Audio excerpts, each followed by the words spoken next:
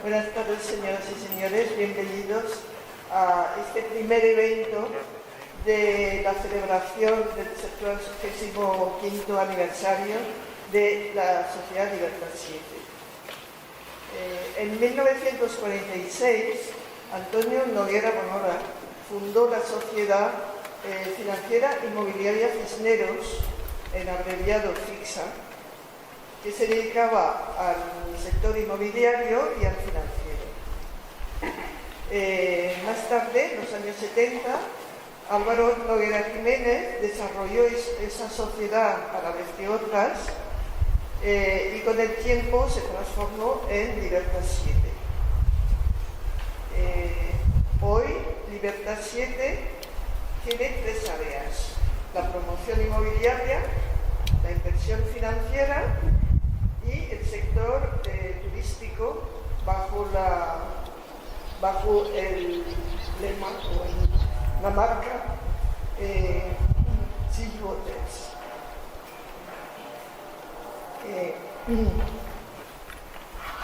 ¿Por qué hacemos esta celebración?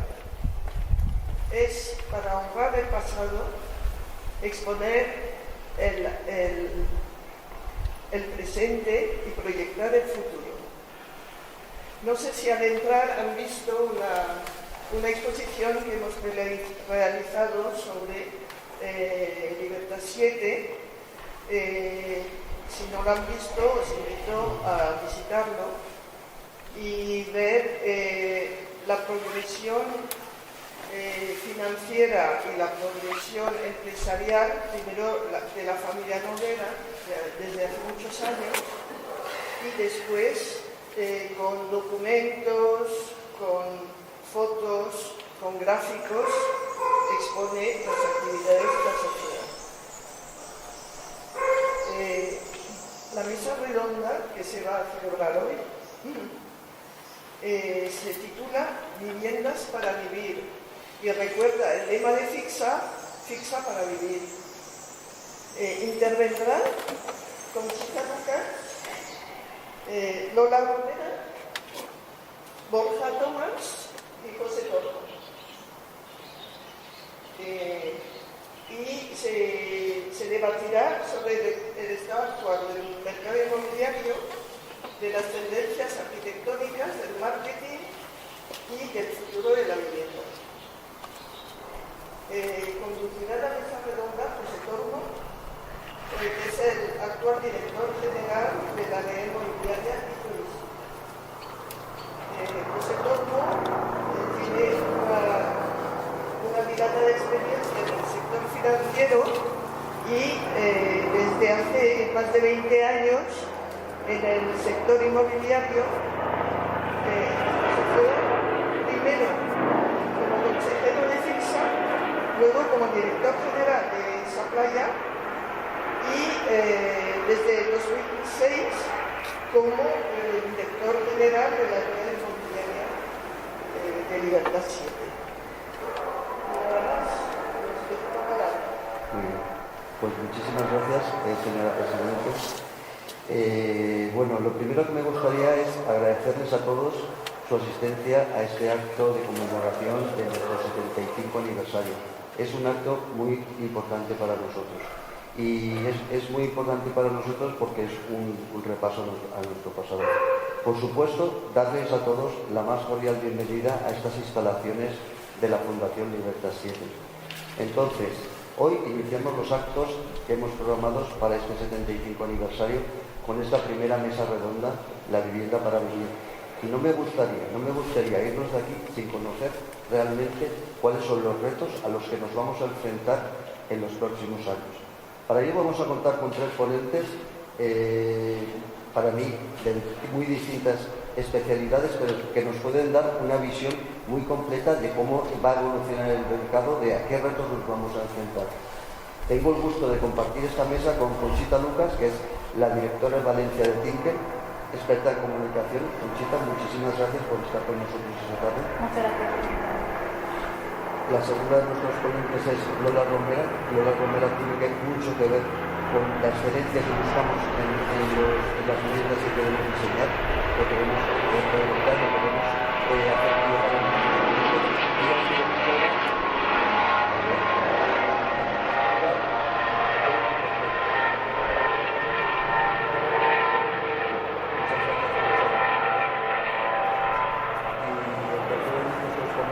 especialista en el mercado inmobiliario, es Borja Tomás Díez, es manager de Deloitte y especialista en real estate. Un privilegio tenerlos aquí a los tres, de verdad, con nosotros. Pero antes de empezar con la misa, a mí me gustaría poner el protagonismo de estos nuestros 75 años en las personas que realmente le corresponden.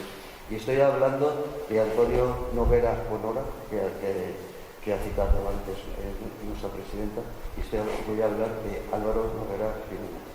Ellos son verdaderamente los protagonistas de la fundación y del crecimiento de este grupo Libertad 7, que hoy bajo la dirección de Agnès Borel como presidenta y Agnès Noguera como consejera delegada, hoy cotiza en el mercado contigo.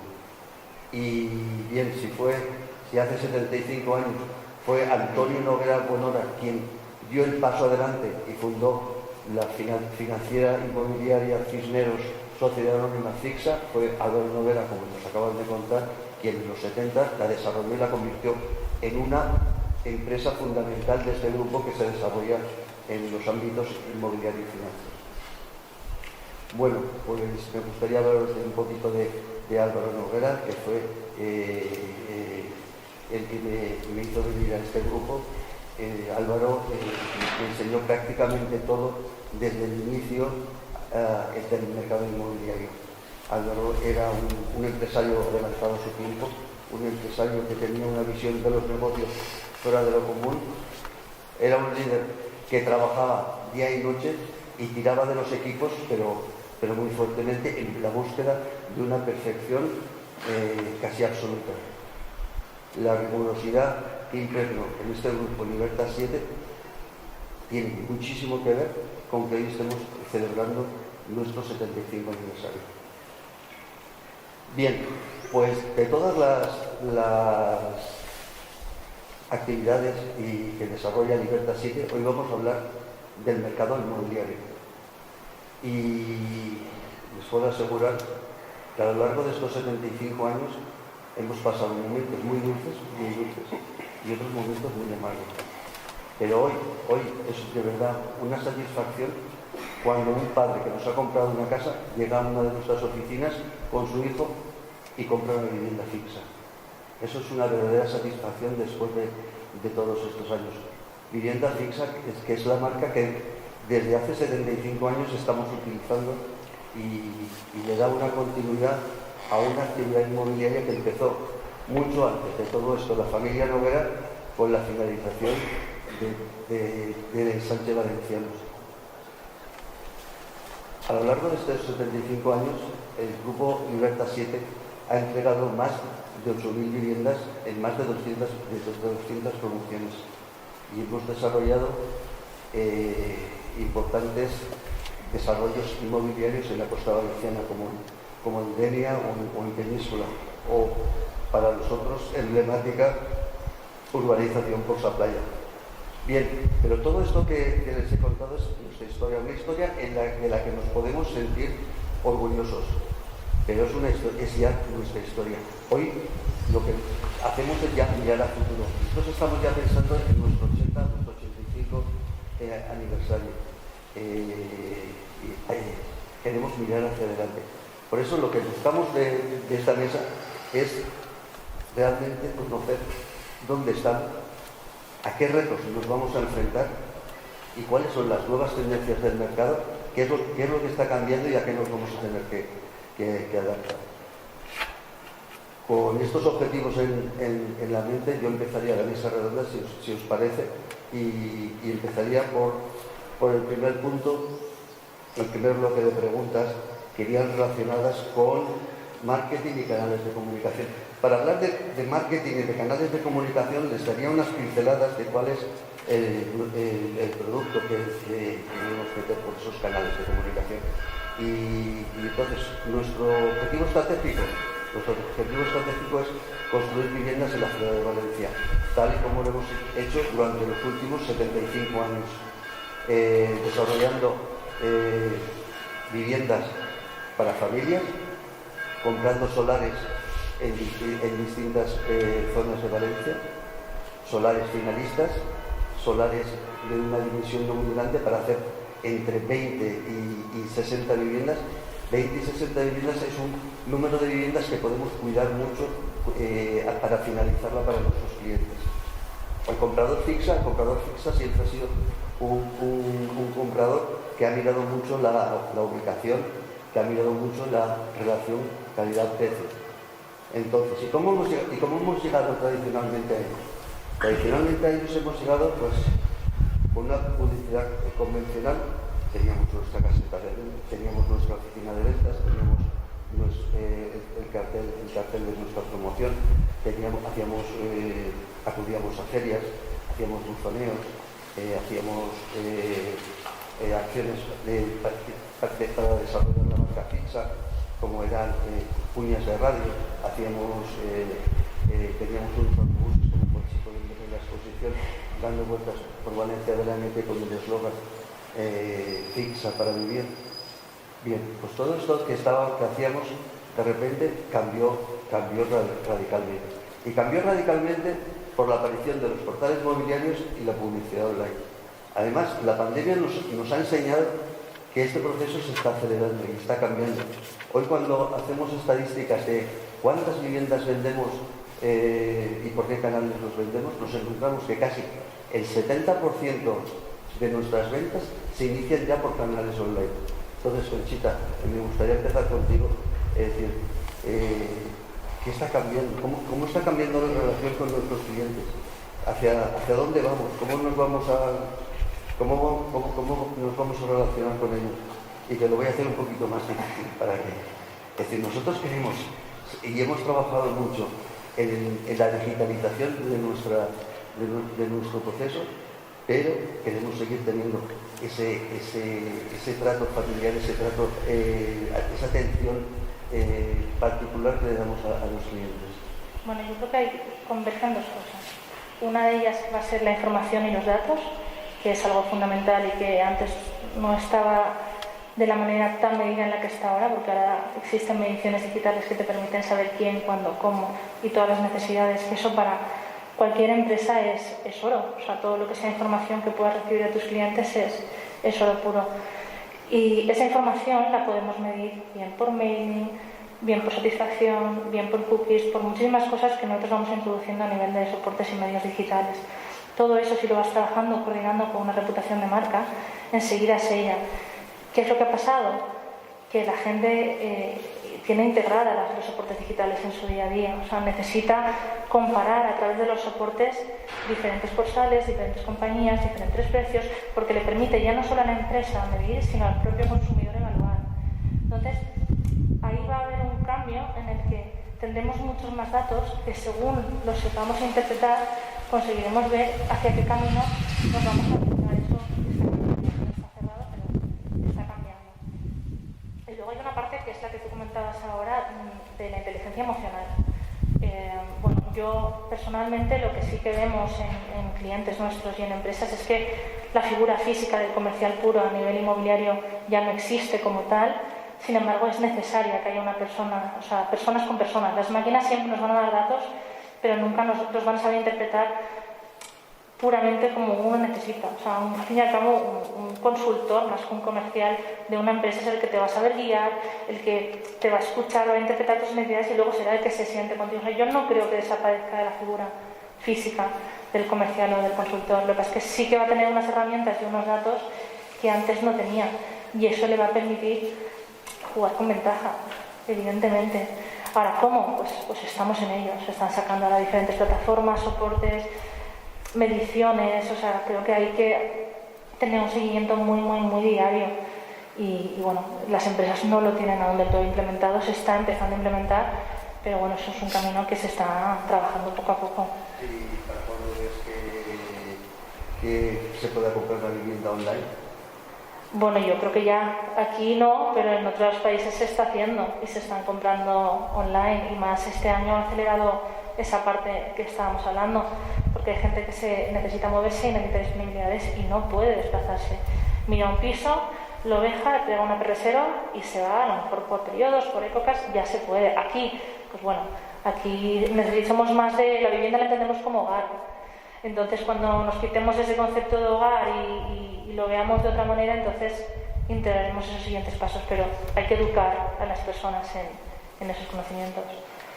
Muy bien, muchas gracias. Pues, ¿os parece? ¿Vosotros queréis aportar algún matiz, Borja? Yo suscribo totalmente lo que dice Conchita, y un poco lo que nosotros estamos viendo también es que estamos viendo un cambio en cuanto a la compra del usuario de las viviendas, ¿no? O sea, yo soy fiel defensor de que cuando alguien te llama buscando una vivienda de tu promoción es porque ya está en la fase final de elección, ¿no? Con toda la cantidad de información que se tiene en Internet, ¿no? Los comerciales, planos, en estos portales inmobiliarios, si al final te está llamando es porque está en la selección final de sus prioridades o de las promociones que más le gustan, y esta figura de ya no comercial, ¿no? Que al final es, Conchita decía, consultor, asesor, yo creo que ya es la figura que necesita para darle ese empuje, ¿no? Oye, asesorar en cuanto a los materiales, acabados, finalizaciones. Y luego es un punto muy importante que al final las nuevas generaciones, que son las que están comprando, o sea, pues estos millennials, ¿no? Generaciones Z y Y, no sé si estamos estando, estoy en el limbo, a tener todo ayer, ¿no? Entonces, un ciclo de una vivienda desde que compras la casa hasta que te la entregan no es corto, ¿no? Entonces, ese asesor que esté detrás tuya diciéndote las diferentes alternativas que tienes en cuanto a distribución, materiales, hasta la financiación, todo eso, yo creo que es lo que dictamina que caiga de un lado o caiga de otro, y eso seguro que los próximos meses, la próxima temporada, el próximo ciclo, lo vamos a ver cómo se potencia, porque yo creo que lo que demanda, lo que necesita el mercado, porque no lo demanda, porque realmente hoy en día muchos ya están dando ese servicio. Muy bien, muchas gracias. Si os parece, pasamos al bloque 2, que me gustaría hablar un poquito sobre la vivienda que nos piden hoy los clientes. En estos años en estos 75 años hemos construido viviendas de todo tipo, con salita, sin salita, con recibidor, sin recibidor, con vestidor, sin vestidor, hasta que hicimos una reflexión estratégica y definimos las características mínimas que tenía que tener una vivienda fixa. La vivienda fixa tenía que ser práctica, tenía que aprovechar cada metro, tenía que tener una distribución, nos gusta la distribución distinguiendo la parte de día de la parte de noche. Es decir, buscábamos esa vivienda para vivir. No obstante, parece que tenemos que reinventarnos. Después de la pandemia parece que los cambios, el tiempo que hemos permanecido en casa ha puesto en evidencia nuevas necesidades. Lola, ¿qué cambios o qué prioridades o tendencias de la demanda han cambiado? A ver, parece que la vivienda se ha volcado y va a ser el centro de nuestras vidas. Entonces, hemos cambiado nuestra forma de vida, nuestra forma de trabajar, nuestra forma de socializar, y todo esto evidentemente va a tener consecuencias sobre la misma. Le hemos estado pidiendo una serie de usos para la que quizás no estaba preparada. Hemos tenido un trabajo intenso en zonas que necesitábamos completamente aisladas.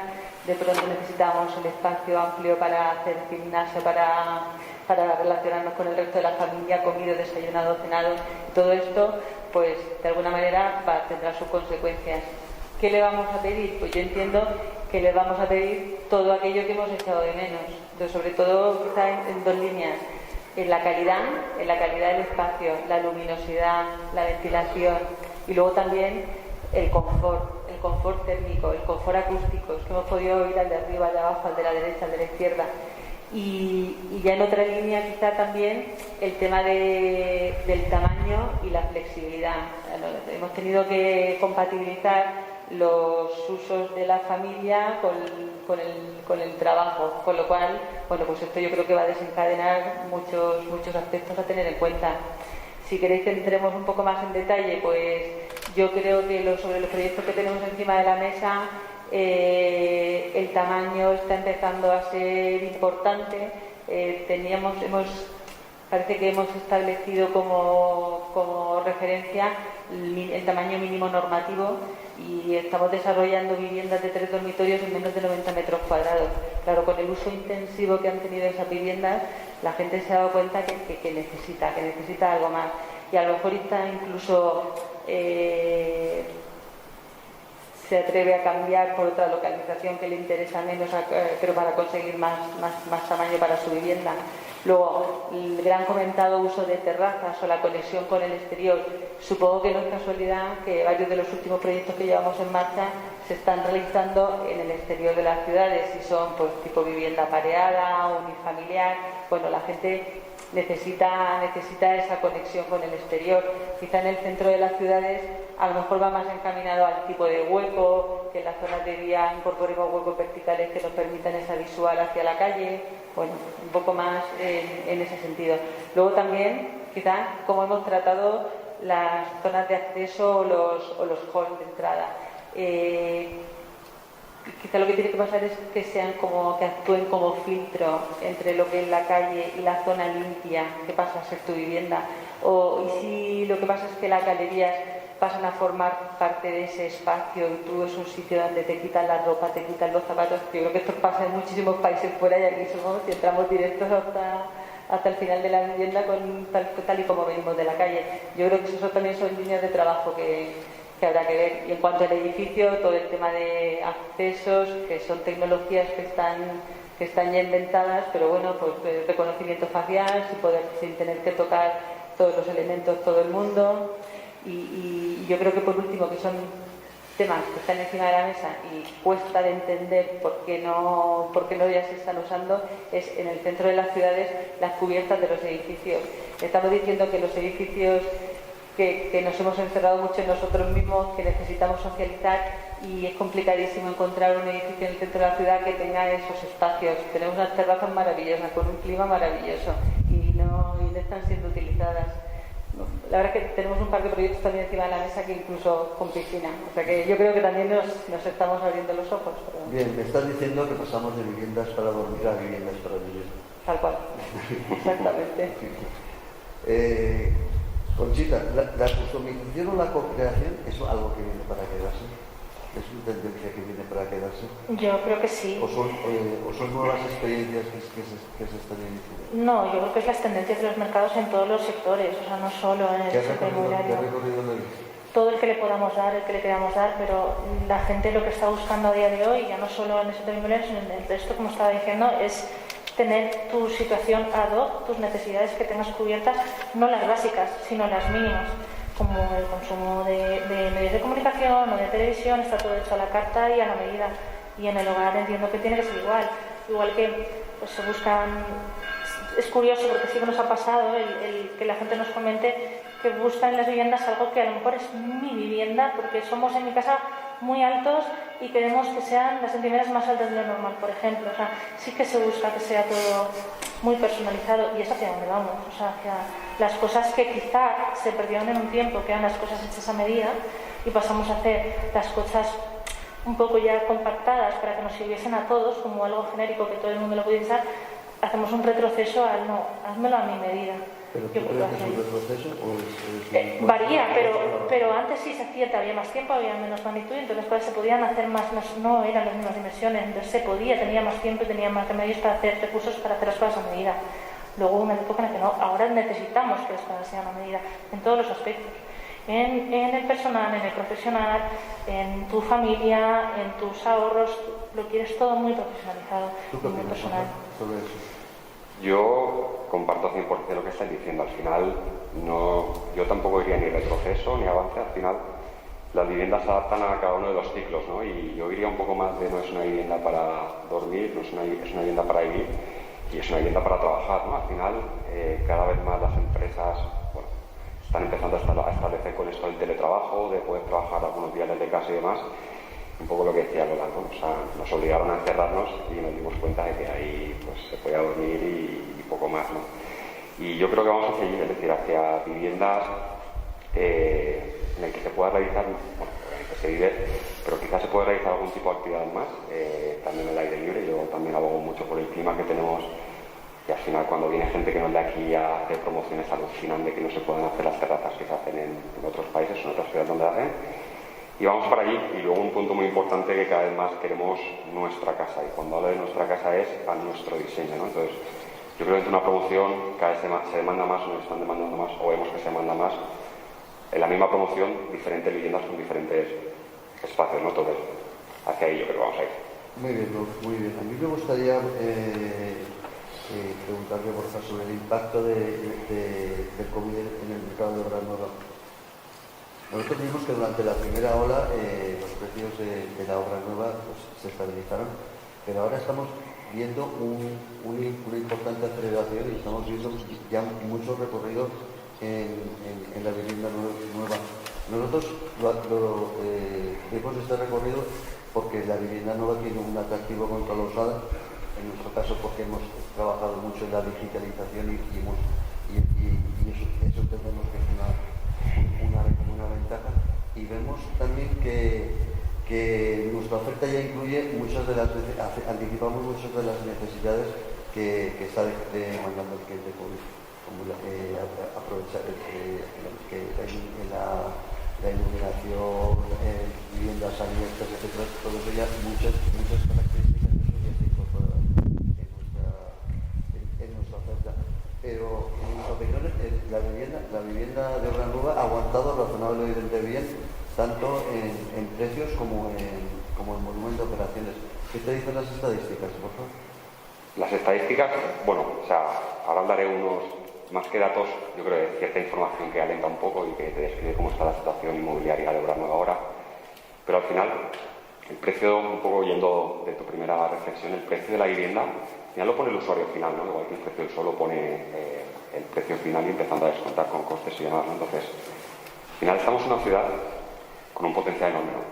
O sea, al final cada vez hay, o sea, hace un par de años se cubrió esta demanda resiliente que había, ¿no? De mucha gente que está buscando producto obra nueva y no salía al mercado, y se cubrió con muy buen producto. Y ahora estamos en un momento en el que, pues, con las tasas de ahorro máximos históricos, ¿no? Pero mucho más grandes que años anteriores, pues la gente ya, esos proyectos de comprar casa dentro de 2 años o 3, pues ha hecho que esté empezando a mirar a comprarlo ahora, ¿no?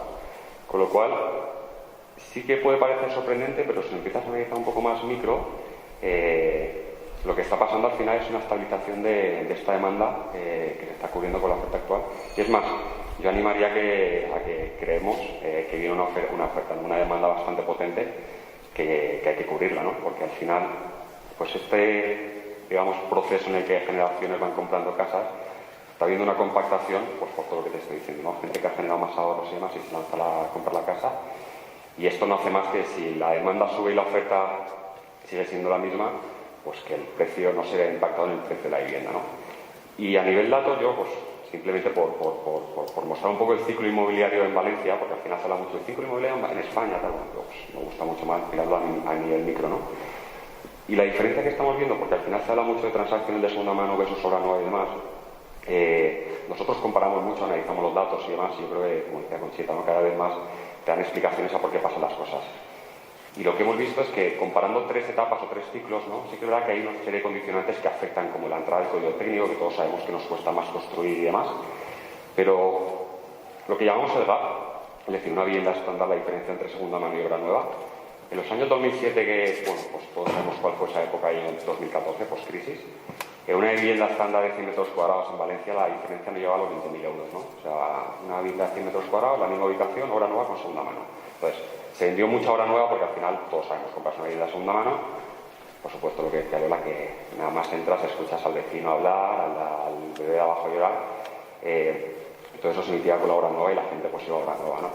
Pero ahora lo que está pasando en Valencia es que es un máximo histórico entre el precio de segunda mano y la vivienda obra nueva, ¿no? Estamos casi llegando a los 80.000 euros. ¿Y esto qué quiere decir? Que la gente, si lo sumas a que en ciertas ubicaciones, ciertas localizaciones donde siempre hay una demanda, como es el centro de la ciudad, que no se puede ofrecer una vivienda obra nueva, que a todos nos gustaría, simplemente porque no hay suelo o porque hay una carencia muy alta de suelo, la gente es por lo que está apostando por segunda mano, ¿no? Y yo creo que lo que sí que vamos a empezar a ver es que en ciertas zonas de Valencia, bueno, ya se está empezando a notar, esta vivienda de segunda mano el precio va a subir, está subiendo realmente. Con lo cual, junto con lo que decía Lola, con si no me acuerdo, que la gente ya está empezando a ver otras cosas en su vivienda, zonas comunes, piscinas, buenas calidades, buenas comunicaciones, va a ser un crecimiento orgánico como el que se ha producido durante los últimos años y va a seguir produciéndose en estas promociones que estamos viendo que comparten o que tienen que cubren esta demanda. A ver, Bloomberg nos recuerda que Valencia ha sido nominada la mejor ciudad del mundo para vivir por una encuesta de Stats. En nuestras promociones hemos detectado una demanda nacional e internacional de personas que llegando a la edad de jubilación dejan su ciudad y se vienen a Valencia. También hemos detectado empresas que tienen mayor interés por Valencia y instalan sus oficinas. Y esas mismas empresas internacionales están también desplazando directivos y equipos a Valencia. Valencia está de moda. Valencia parece que está de moda. Sí, ya sé que una encuesta no es una verdad absoluta, pero sí que marca una tendencia, una fortaleza. La pregunta es, ¿qué opináis? ¿Valencia va a ser capaz de aprovechar esa oportunidad que tiene? Sí, por favor. Yo la verdad es que soy muy defensor de Valencia. Sería raro que dijera lo contrario, pero es que es verdad, o sea, al final, por mi trabajo y por mi experiencia laboral, yo voy mucho fuera y he estado mucho tiempo viviendo fuera y el potencial que tiene Valencia es enorme. Es decir, demanda local con gente que está buscando, pero al final el pool empresarial, las empresas que generan una EBITDA ya potente, pues al final son los de uno y otro, están creciendo.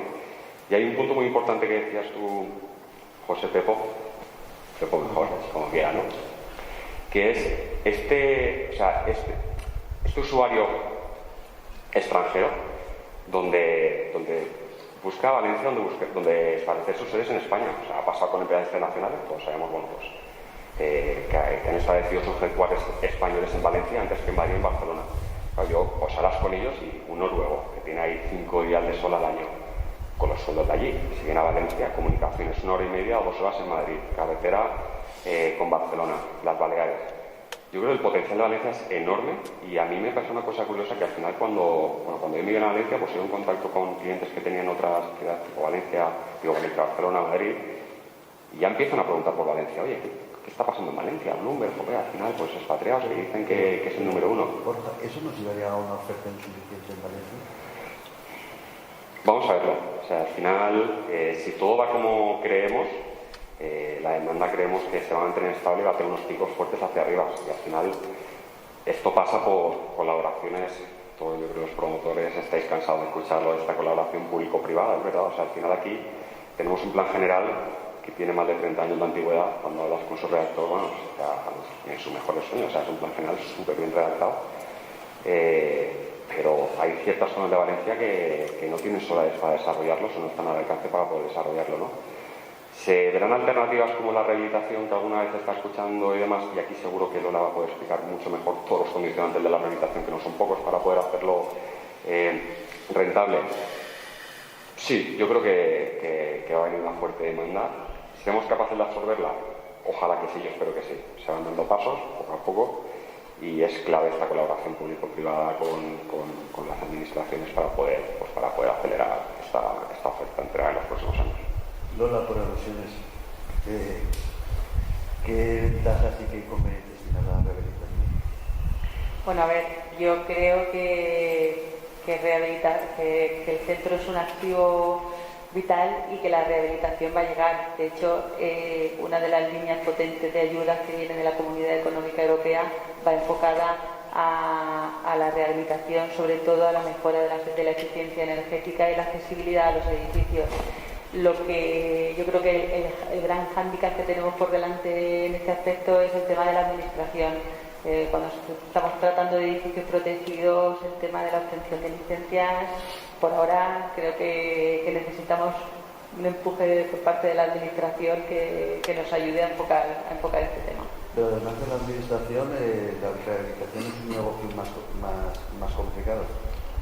Bueno, más complicado no, que quizás tiene algo más, pueda tener algo más de incertidumbre a la hora de acotar los costes, pues porque al final es una pieza existente y la intervención sobre la misma puede recortarte algunas sorpresas. Yo creo que al final es acotarlas, estudiar bien cimentaciones, bueno, yo creo que es hacer un estudio previo y sin más problemas. Pero Valencia tiene un corazón y un núcleo con unos edificios brutales y yo creo que habría que sacarle muchísimo y enfocar ese tema con mucha más fuerza. Conchita, ¿tú qué opinas sobre Valencia, la mejor ciudad del mundo para vivir? Bueno, a mí desde pequeña me decían, no lo cuentes mucho porque entonces se vendrá mucha gente. O sea, eso es una realidad que aquí la calidad de vida es muy buena y no hay que ser experto para contarlo. Pero yo creo que ahí convergen varias cosas. Por un lado, una gran demanda de esa gente que se viene, o para mucha gente joven, de estudiante que viene a estudiar aquí y ha pasado una temporada de su vida que evidentemente no compra vivienda y no es lo que más valora. El nicho está en aquellas empresas que montan sus sedes, sus delegaciones aquí y ya no se centraliza todo en las grandes capitales como podría ser Madrid o Barcelona, sino que barren hacia aquí. Yo creo que ahí hay una parte que nosotros lo hablamos también otras veces, que es la parte de las viviendas y los barrios sostenibles. Entonces, es complicado. Es complicado llegar a abarcar más de quizás lo que realmente podemos. O sea, la ciudad en sí llega hasta donde llega y hay una pata de rehabilitación muy potente que necesita de la administración para poder reinventarse. Entonces ahí a mí se me escapa más de las manos. En las zonas nuevas siempre va a ser un proyecto de cero y que partes de más suelo. ¿Cuánto suelo? Pues depende. No creo que haya tanto como para hacer esos nuevos proyectos que en vez de ser a lo alto, pues a lo mejor es a lo ancho, ¿no? Que contamos con mucha zona común. Pero bueno, todo es planteárselo. Muy bien. Pues si os parece, vamos al siguiente punto. A mí me gustaría hablar sobre viviendas sostenibles y menor huella de carbono. Vosotros sois especialistas en previsión de ingeniería en nuestra empresa. Sí, es decir, a nosotros lo que nos preocupa no es más allá del cumplimiento normativo, lo que sí que nos preocupa es seguir avanzando en unas viviendas más sostenibles, más descarbonizadas, más adaptadas a las necesidades de nuestros clientes y a unos costes que se correspondan con el valor añadido que aportamos, que ahí es donde está el kit de la solución. Nosotros estamos entregando en estos momentos el edificio Cresol que ha obtenido una calificación energética, es la máxima que se puede obtener. Nuestra percepción, lo que percibimos de nuestros clientes es que están muy contentos, sobre todo con Aerotermi, sobre todo con los aislamientos de última generación. ¿Por qué? Porque esto representa a lo mejor ahora un pequeño coste, un mayor coste, pero tiene un retorno en menores costes en el futuro. Entonces, nuestra oferta ya incluye en estos momentos ventanas con ruptura de fuerte térmico, aerotermia, aislamientos de última generación, bicicletas. Es decir, la pregunta es, sin duda estamos avanzando, sin duda tenemos a lo mejor un exceso de demasiada normativa, tanto técnica como urbanística. La pregunta es, ¿lo valora el cliente? ¿Lo puede pagar? A ver, yo creo que el parque de edificios en España consume entre el 30 o el 40% de la energía total, con lo cual hay que actuar sobre ellos sí o sí. Las últimas directrices que marca la Comunidad Económica Europea con el objetivo de en el 2050 es reducir la emisión de gases en un 90% entre el 1900 y el 2050, con lo cual toda esa normativa cae directamente en cascada y al final nos llega. El código, lo último ha sido la modesta modificaciones que incorpora el código técnico. Estamos en los últimos proyectos llegando a secciones de aislamiento de 8 centímetros. Entonces, yo creo que sí, que eso llega, que el objetivo es el edificio de consumo cero, que no tenemos que perder de vista que desde la arquitectura tenemos también mucho trabajo, que no es solo aislar y meter instalaciones que consuman poco, que tenemos muchas posibilidades generando ventilaciones cruzadas, controlando orientaciones y el impacto del sol. Y bueno, que el cliente lo valora, yo creo que sí. Yo creo que la gente, también es cierto que hay que transmitirlo bien, que hay que explicarlo, pero la gente ya, de hecho, desde el encierro de las viviendas hemos sido capaces de ver los consumos y la gente se ha sensibilizado en mayor medida con este tema. Y yo creo que sí, que lo valoras y se lo explicas bien y que ha venido para quedarse y que el objetivo está clarísimo y que estamos todos alineados hacia... Estamos invirtiendo en tecnología que puede quedar obsoleta en pocos años. ¿Hacia dónde vamos? ¿Qué es lo próximo que vamos a ver en el...? A ver, bueno, yo creo que más, no sé hasta qué punto, porque hay temas como la geotermia, aerotermia, fotovoltaica, todo esto ya está en marcha. Es verdad que al final cada vez los rendimientos son mejores, yo creo que se avanza sobre todo en los rendimientos. Aunque el objetivo, lo que comentaba, es ya no incorporar más sistemas, aunque sea de ahorro energético. El objetivo es que el edificio no consuma. ¿Vale? Hacer que después con la sección, ¿no? Controlando orientación, controlando el impacto solar, hacer que el edificio prácticamente lleguemos a conseguir que sea un consumo cero, lo que se dice la passive house. Conchita, ¿qué opinas sobre...? Bueno, yo creo que se han trabajado dos mensajes, se están trabajando dos mensajes a nivel mediático y corporativo de empresas, y uno es el consumo y el ahorro y otro es el bienestar. Es decir, las personas en su día a día les cuesta mucho el poder contribuir y colaborar conforme al medio ambiente, porque no entra en tu rutina y en tu día a día. Entonces, de alguna manera, si tú lo integras en tu hogar, haces dos cosas. Por un lado, tienes el ahorro de costes y por el otro tú sientes, el usuario siente que está contribuyendo de una manera pasiva, pero está contribuyendo en su día a día. Y esos dos mensajes están calando mucho a nivel corporativo. Y yo creo que en esa línea, ¿no? Es un poco contarles bien, explicarles cómo se amortiza, porque yo creo que en ese sentido yo no soy experta, soy otros que el gasto es mayor, pero bueno, tiene se amortiza. Entonces, pues bueno, ¿de qué manera y en qué sentido? Entonces, es construir ese mensaje, es muy importante, ¿no? Sí, lo que comentaba Borja también, que las nuevas generaciones están muchísimo más sensibilizadas con este tema y lo tienen mucho más asumido. Entonces, conforme vaya pasando el tiempo, yo creo que se va a El problema es que esas nuevas generaciones a lo mejor tienen unos recursos limitados para adquirir una vivienda.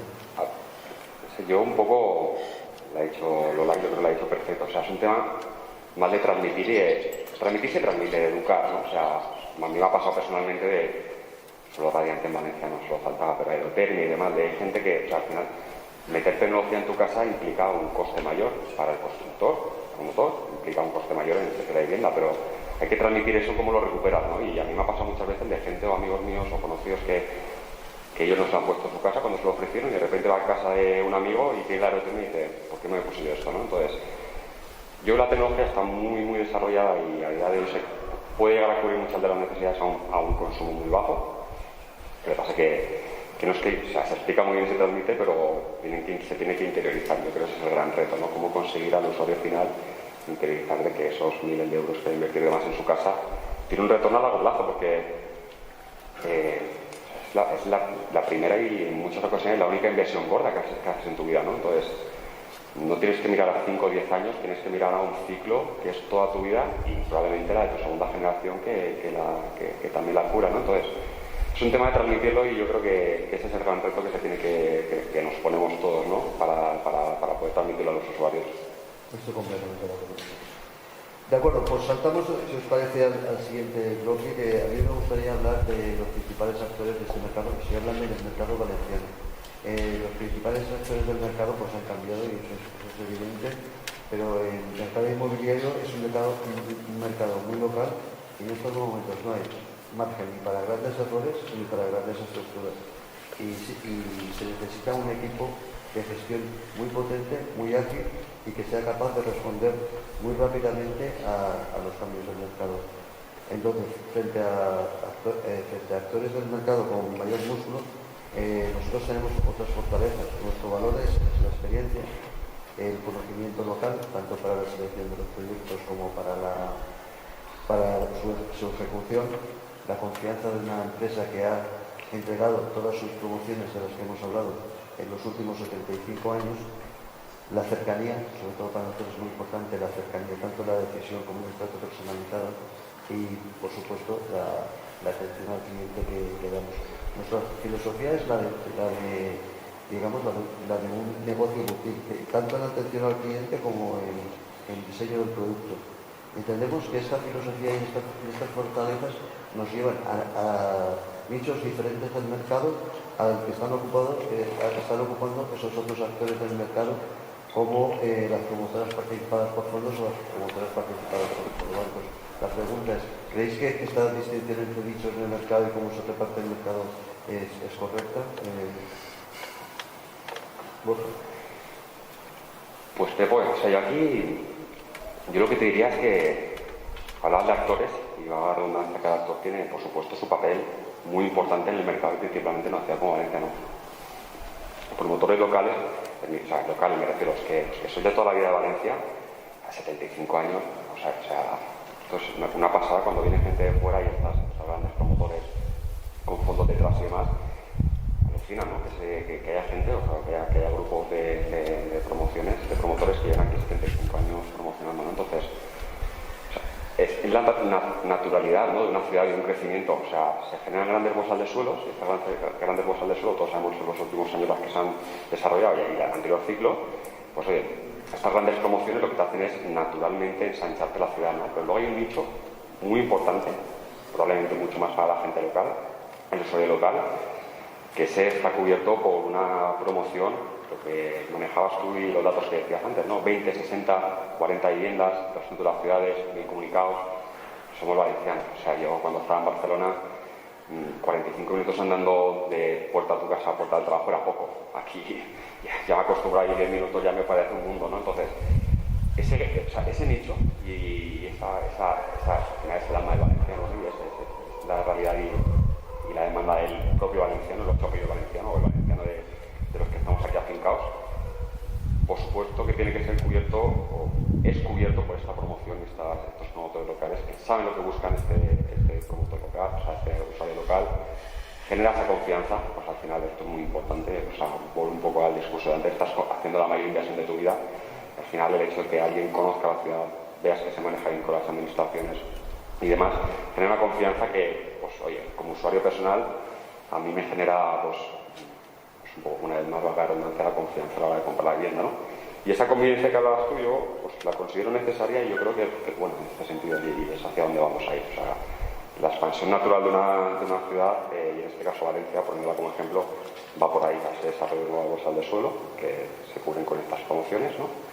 Y al propio crecimiento o reposición, este término que tanto se utiliza en el mobiliario, con estas promociones, pues más de nicho, más, cuando hablo de nicho, porque ojalá nos permitieran construir, ojalá hubiera solo para construir 250 viviendas en el centro de Valencia, pero no lo hay.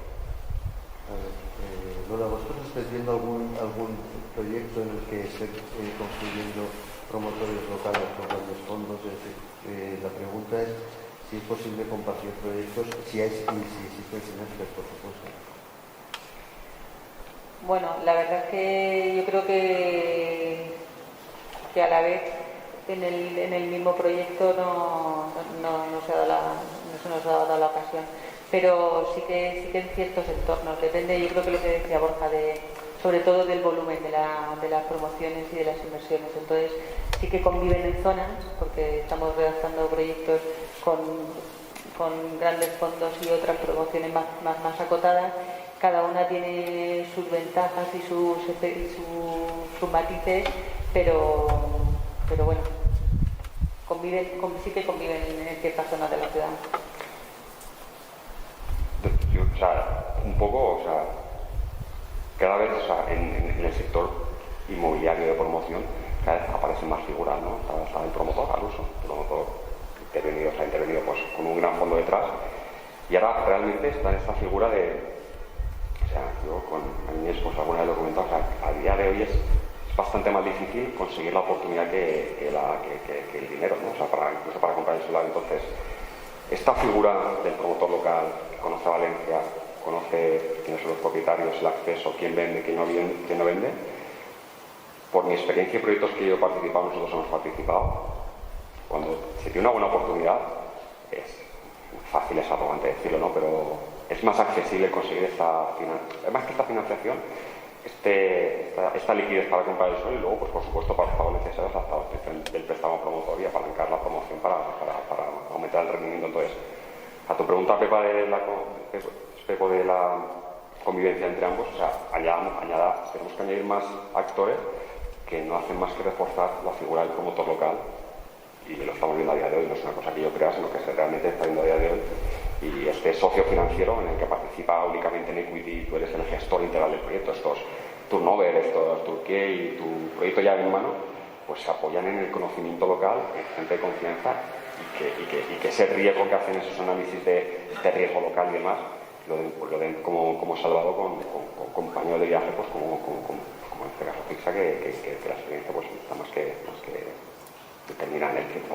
Bueno, pues vamos a hablar entonces de cómo nosotros queremos hacernos más grandes, más fuertes en este mercado y seguir creciendo. Y ahora bien, estamos hablando de las condiciones financieras. Las condiciones por parte de las entidades financieras pues han cambiado. Las entidades financieras hoy ya se dirigen fundamentalmente a promotores con una implicación financiera y a promotores que con un largo y probado historial, tanto en cumplimiento con los clientes como en cumplimiento de sus obligaciones. Todo nos lleva a que los crecimientos tienen que estar basados en un préstamo hipotecario que al final hay que pasar por él porque es una herramienta de venta, pero tiene que haber también una financiación no financiera, una financiación no bancaria. Esta financiación no bancaria en España viene liderada por las empresas que están cotizando en bolsa o que tienen cotizando pagares corporativos. En el caso de Libertad 7, pues nosotros estamos cotizando en el mercado continuo. Eso nos abre una importante ventana a una financiación no bancaria. Aquí me vais a dejar agradecer a muchos de los accionistas que llevan con nosotros muchísimos años y nos han dado su confianza desde que se creó la Bolsa de Valencia en 1980 y siguen con nosotros. Y tenemos accionistas que incluso antes, como los de Saplaya, que empezaron a cotizar en el año 74 y siguen hoy con nosotros. Y eso es una confianza que nos dan y quería agradecerlo. Pero vuelvo a la cuestión que estábamos planteando. Nosotros queremos crecer y para crecer necesitamos una financiación financiera que, por supuesto, esas entidades financieras van a entrar en la medida en que exista un equilibrio entre los recursos que tú pones, en los riesgos que ellos asumen y los riesgos que ellos asumen. Tiene que sentirse todo el mundo cómodo para que haya una operación en la que haya un crecimiento a lo largo de estos años. La financiación no bancaria, pues, lógicamente, la primera fuente es las promociones que tienes en curso. Cada vez que entregamos una promoción, recuperas el valor del solar y generas un beneficio. Eso tiene que servirte, lógicamente, para seguir dándole vueltas a ese crecimiento. En nuestro caso, pues podríamos generar, si queremos ir más rápido, podríamos generar recursos con una potencial ampliación de capital o compartiendo proyectos con inversores de fuera del mercado o compartiendo proyectos con otros actores del mercado, siempre que se generen unas sinergias del proyecto. ¿Cómo veis que se está moviendo la financiación en el mercado inmobiliario? Borja. Yo creo que aquí, o sea, al final un ciclo inmobiliario, en este caso un ciclo, una promoción inmobiliaria, tiene diferentes etapas. Todos sabemos el momento en el que tú tienes opción opta a una financiación a un préstamo promotor, pues las condiciones que se dan, o sea, en ese momento son muy buenas versus pues esta financiación alternativa que está en el mercado, ¿no? si vamos a este crecimiento orgánico que tú estás hablando y demás, en el momento que sabemos que entra en este tipo de palancas, en este tipo de capas de deuda que tú le puedes meter a una fundación, pues una venta de un tanto por ciento de las viviendas y demás, si vas hacia atrás, es donde pues, creemos que alguien que quiera crecer pues puede tener acceso a más proyectos, ¿no? ¿Cómo lo vemos? Lo he dicho antes, en el momento que están captadas las oportunidades buenas, liquidez hay en el mercado. Compañeros de viaje que quieran un gestor y un compañero que gestione su promoción bien, o sea, un porcentaje mayoritario, y estos gestores de proyectos de promociones se buscan. Entonces, yo creo que esto ha pasado todavía con la financiación que estamos promoción y va a seguir siendo así, pero estos recursos para, oye, captamos un montón de oportunidades o captamos oportunidades buenas para la compra del solar y demás, pues lo que dices tú, los recursos propios que podéis tener vosotros o cualquier promotor son en los que son. Es decir, pues oye, por un ejemplo, no puedes dedicar a 5 promociones. Pero sí que verás que si tú algunas de estas promociones pues, consideras o tienen en vuestros estudios que entre participación por SPV, ¿no? Por cada una de las promociones, oye, pues en vez de destinar el 100% de tu recurso al 5, pues destinas un tanto por ciento a 10 o a 15, y por supuesto con el buen hacer, con el buen cumplimiento de los ciclos inmobiliarios, ya llega un momento que se activa el préstamo promotor y al final pues tiene más volumen, con menor participación en cada uno de los proyectos, pero genera mayor volumen, que al final lo que te hace es un mayor flujo de caja, ¿no? Y esto pues se va retroalimentando y lo que te permite es acceder a más oportunidades. Yo creo que esto es un poco lo que estamos viendo. Valencia pues muchas veces se replica y lo que pasa en otras ciudades como principalmente Madrid y Barcelona, y este tipo de alianzas, este tipo de joint ventures, JVs, pues para la captación de suelos y demás, lo estamos viendo y al final se van cumpliendo los ciclos y se van activando estas etapas. Es un poco como creo que un poco a tu pregunta, ¿no? ¿Cómo se puede crecer? Yo creo que va por ahí. Muy bien. Pues, ¿cómo vamos de tiempo? Bueno, pues pasaremos a la siguiente cuestión. Los fondos europeos. ¿Veis los fondos europeos, el plan de recuperación, el plan de rehabilitación, los 13.500 millones de euros que van a entrar en rehabilitación, que eso puede realmente mover el sector? A ver, yo aparte de rehabilitación, 13.500 millones. Sí, a ver, yo entiendo que sí, que tienen que poder llegar y tenemos que poder ser capaces de acceder a ellos. Ahora mismo creo que al año se rehabilitan unas 30.000 viviendas y el objetivo es con la ayuda de esos fondos llegar, creo que en 3 años, a unas 500.000. Entonces, bueno, yo creo que es todo un reto y que sí, que la ciudad lo necesita y es uno de los objetivos para reducir los consumos energéticos también. ¿Pero lo ves cambiando la fisonomía de Valencia con este plan? Hombre, la fisonomía no, yo creo que vamos a poner, a ver si conseguimos poner en valor lo que hay. O sea, yo creo que la oportunidad es esa, el reto es ese. Queda mucho por hacer, ¿eh?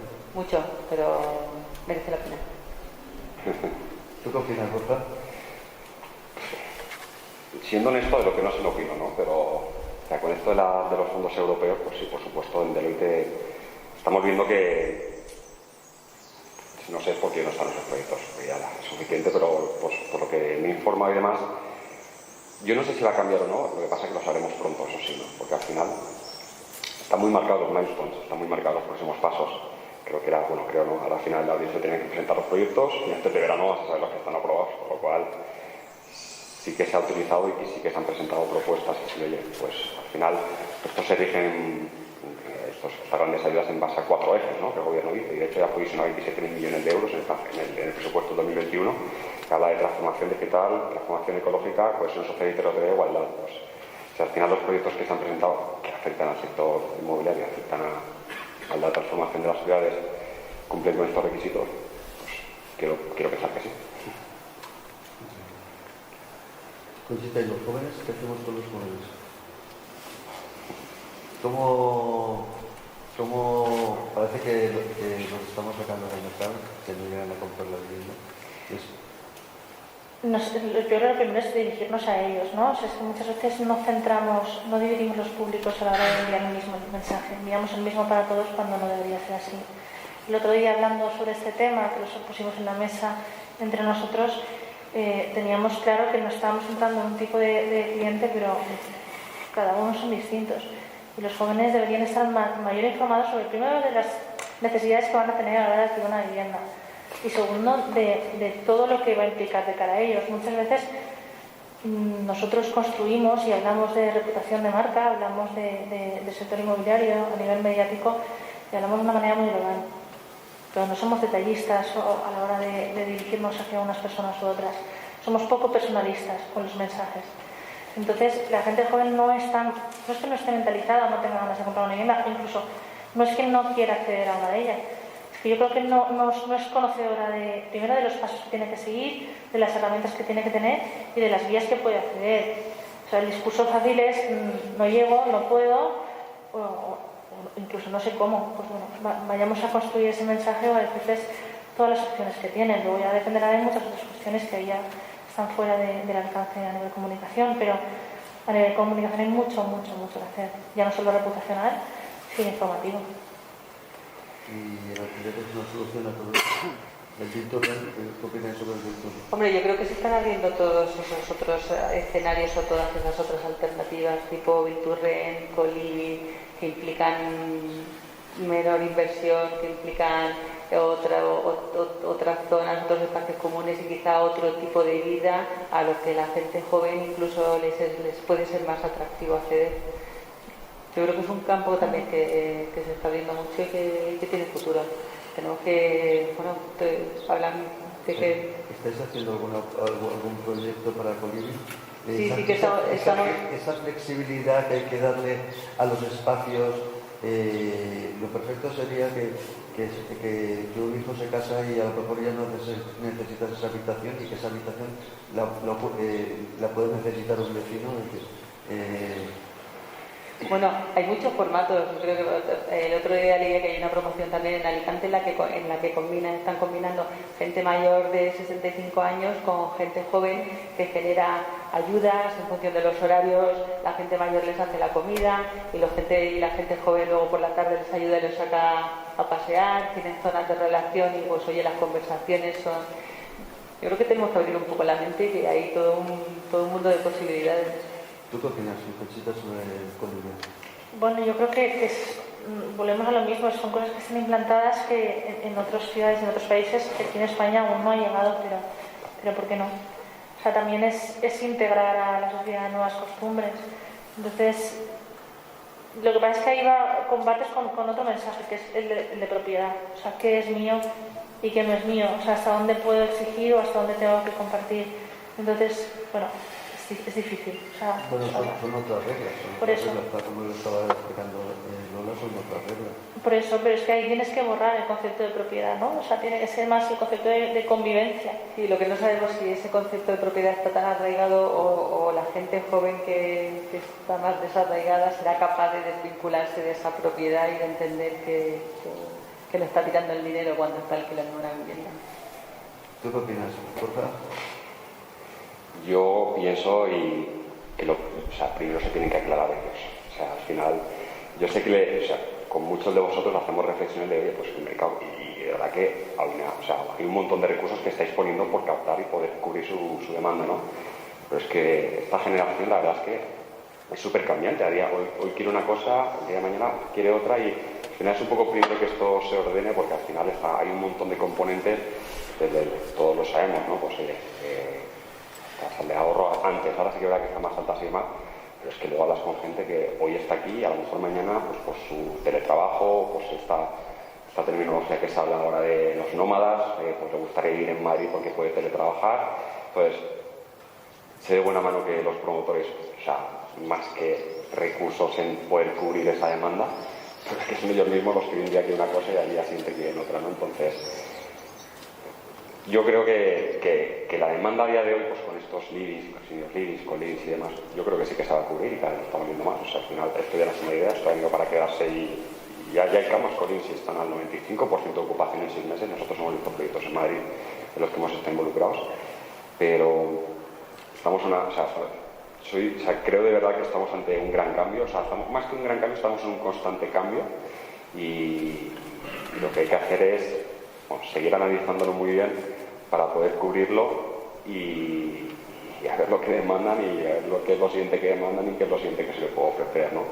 Y a tu pregunta del Colin, pues nosotros, yo personalmente sí que estaba en un par de procesos, y sí que funciona muy bien, ¿eh? Al final, yo lo he dicho Conchita, se agobia, ¿no? Con eso de mi pertenencia, esto es mi vivienda, oye, tienes aquí un espacio con los millennials, tienes aquí Netflix, internet, tienes un espacio de 35 metros cuadrados, encima pues funciona como una residencia de estudiantes, pero para los núcleos de 30 a 40 años, y la verdad es que se sienten súper cómodos ahí, ¿no? Sí que es verdad que esto no es el ejemplo, no es generalizar, pero es un nicho de mercado que a mí, yo cuando lo escuché por primera vez, pues sí que dije, pues a ver esto cómo lo absorbe el mercado, y la verdad es que lo está absorbiendo sorprendente, lo está absorbiendo muy bien.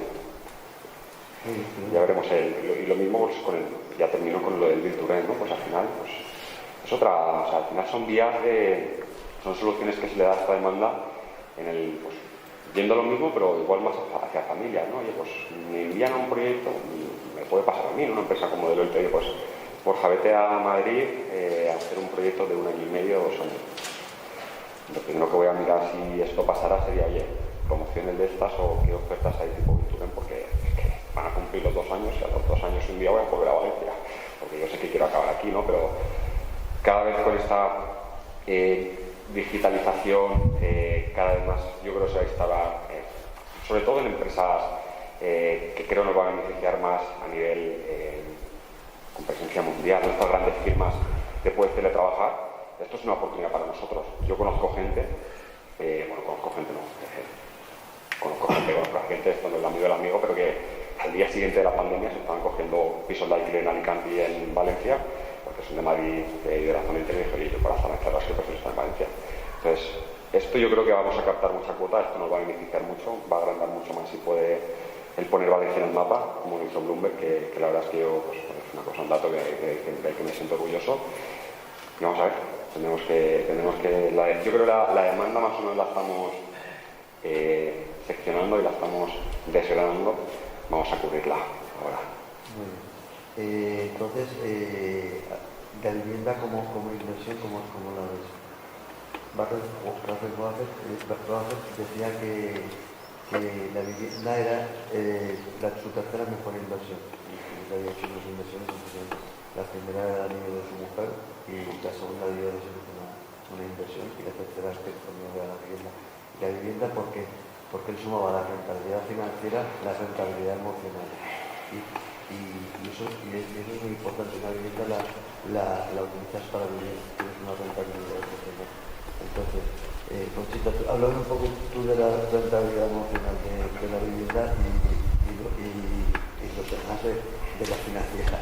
Bueno, yo el apego a lo material no soy muy defensora de ello en cuanto a lo emocional, pero sí que creo que aporta una seguridad y una solvencia, y eso es una realidad, es saber que tienes un inmueble tuyo. Y yo creo que en el caso de Borja, lo ha comentado hace un momento, y su situación profesional le puede en periodos de su vida hacer moverse, desplazarse y tener que buscar una vivienda en el sitio de turno, pero él sabe que quiere volver a Valencia. Entonces sabe que va a volver a Valencia, sabe que quiere algo en Valencia. Entonces, si tienes algo tuyo, te va a aportar una tranquilidad, es un confort. O sea, al fin y al cabo, tú construyes una vida, construyes unas pautas, llegas a unos puntos y te marcas una estructura, y esa estructura lo que te da tranquilidad, al margen de la familia o la economía, es saber que vas a tener siempre un hogar, pase lo que pase, que luego te va a permitir mover ciertas cosas, pero es tu patrimonio, ¿no? Es tu hogar.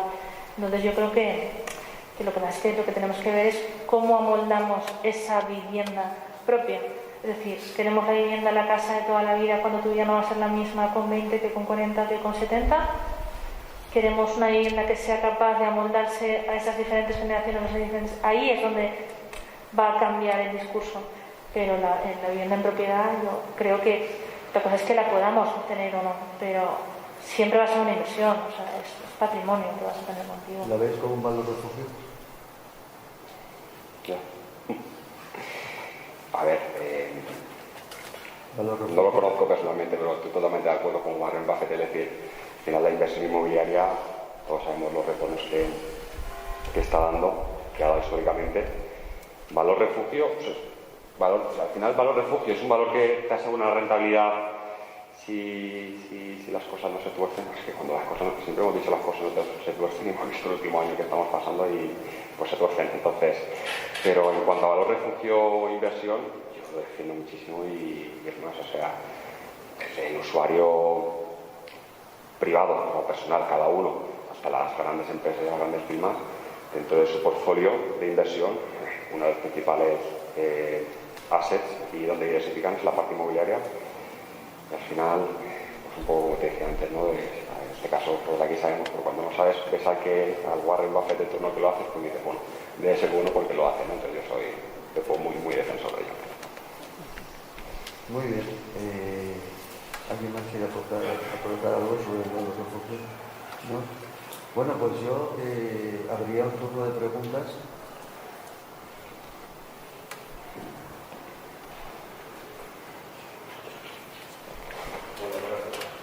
No sé. ¿Vale? Muy interesante todo lo que habéis dicho. Yo quería, me he quedado en la especialización, en que va a haber un antes y un después de la pandemia, que las nuevas tecnologías, el confort, todas estas cosas.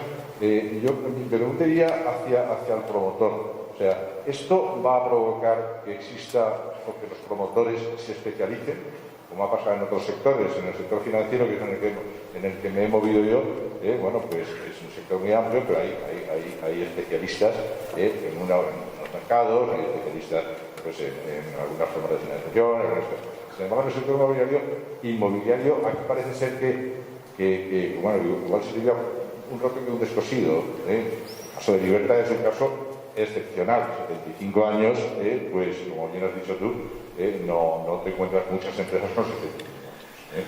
Pero sí que ha habido empresas que han durado 5 o 10 años, han aprovechado una ola y eso.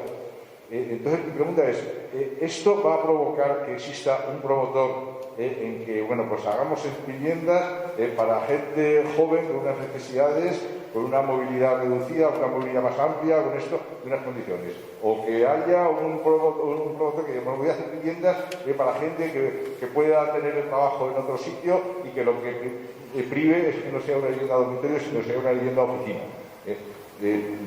¿Creéis que la pelota está en el tejado del promotor ahora y que debe buscar él la especialización? A cualquiera de vosotros. Borja, venga. Habiendo difícil, las preguntas así. No. Yo pienso que no. Es decir, tu reflexión la comparto al 100%, cada vez tiene que haber más especialización, o tiene que haber. Voy un poco a lo que decía al principio, ¿no? Este traje, este sastre a medida. O sea, cada vez hay más necesidades, o situaciones personales, o situaciones de tu cotidianas o laborales, que cada vez la casa tiene que ser a tu medida, no es un estándar, tienes que hacer la casa a tu medida. Pasa que en el sector inmobiliario ya estamos muy especializados, ¿no? Hay fondos de inversión, o capital privado, que ya tiene su línea de negocio de oficinas, su línea de negocio de logístico y su línea de negocio residencial.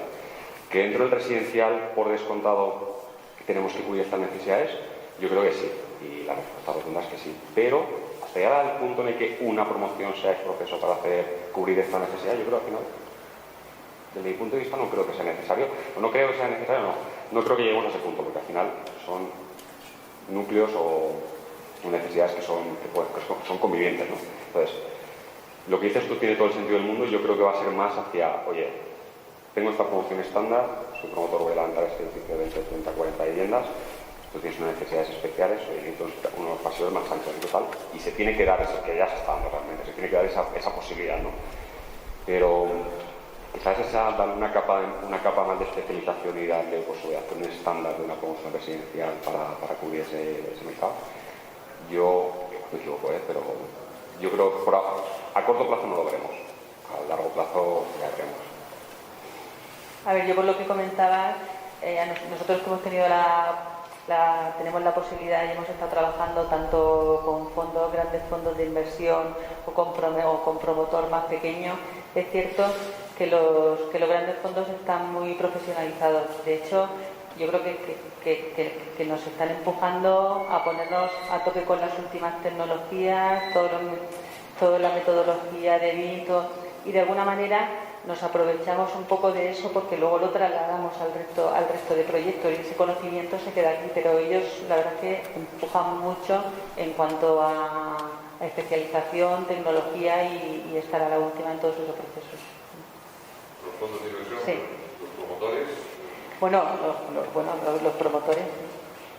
Yo creo que dependerá también un poco del volumen y la infraestructura que tenga el propio promotor, ¿no? O sea, si tu volumen es grande y eres capaz de crear departamentos especializados para X productos, no es como cualquier empresa en ese sentido. Si tu volumen es menor, quizá lo estés en desconocimiento. Hacerte fuerte en una línea que tú sabes que te puedes especializar y que puedes aportar más que el resto, puede ser interesante. O sea, ahí va un poco el volumen y la estructura que tengas te va a permitir más o menos. O sea, estaría en esa línea.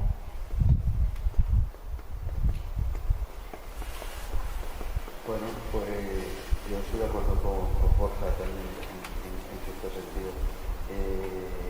Y veo también la especialización. La especialización es sin duda un camino al que vamos a ir todos, como ha ido por delante el financiero. Los demás sectores vamos a ir a una especialización. Cada uno va a tener que encontrar su nicho de mercado, su especialidad dentro de ese mercado y cómo ataca ese mercado. Y ese mercado puede ser muy variable y tal, pero siempre un especialista, siempre que sea un nicho de mercado rentable, porque si no es rentable no tendría ningún sentido. Se podría hacer una experiencia, pero ya no sería un negocio a medio y largo plazo. Yo sí que veo que vamos a ir poquito a poquito hacia esa cierta especialización.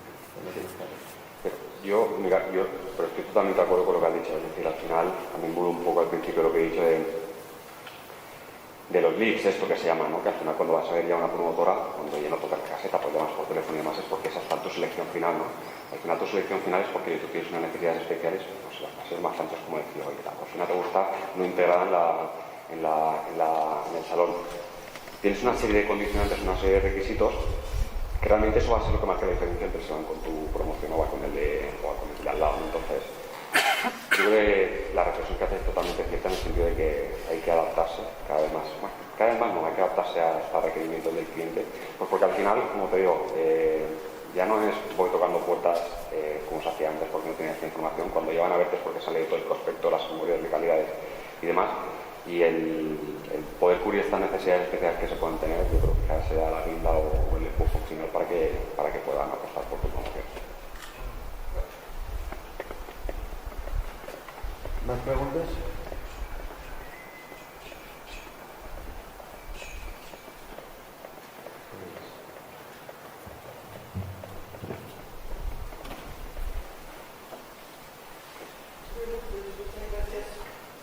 Muchas gracias, Pepo, y muchas gracias a los componentes de la mesa por sus aportaciones, que creo que han interesado a todos. Y muchas gracias a ustedes por haber venido. El próximo evento será el 26 de mayo, será el segundo, y versará sobre el área de inversiones. Se llamará Invertir con Valor. Participarán Enrique Centelles, presidente de GD Capital, Tristan Freischütz de Value Spain y Jorge Pérez, que es el director de inversiones de la Sociedad Libertad 7. Espero que todos podáis venir y os doy las gracias. Buenas tardes.